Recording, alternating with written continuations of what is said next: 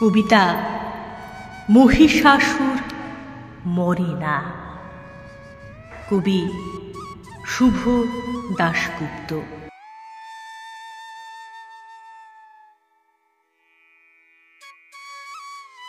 বছর বছর আশ্বিনে মহালয়ার পূর্ণ স্তোত্র বাতাসে ভেসে যায়।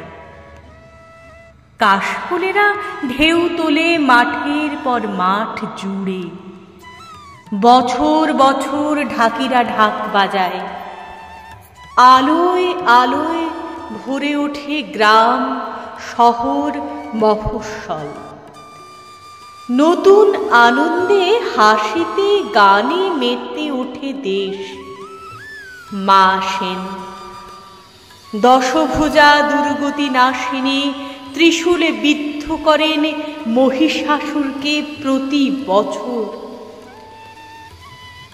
অসুর মরে না, মরেও মরে না, প্রতি বছর আবার বেঁচে ওঠে।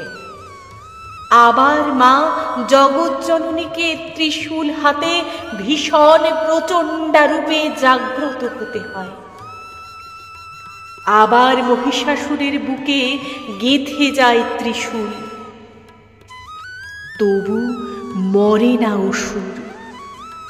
আসলে বছরে 4 দিন আমরা মা দুর্গাকে ডাকি, বাকি 361 দিন অসুরদের সঙ্গেই থাকি। তাদের সামনেই মাথা নিচু করি, তাদের আস্ফালনকে ভয় পাই, তাদের ধ্বংস ও সন্ত্রাসকে সমীহ করি। তাদের ভয়ে আমরা কুঁকড়ে থাকি।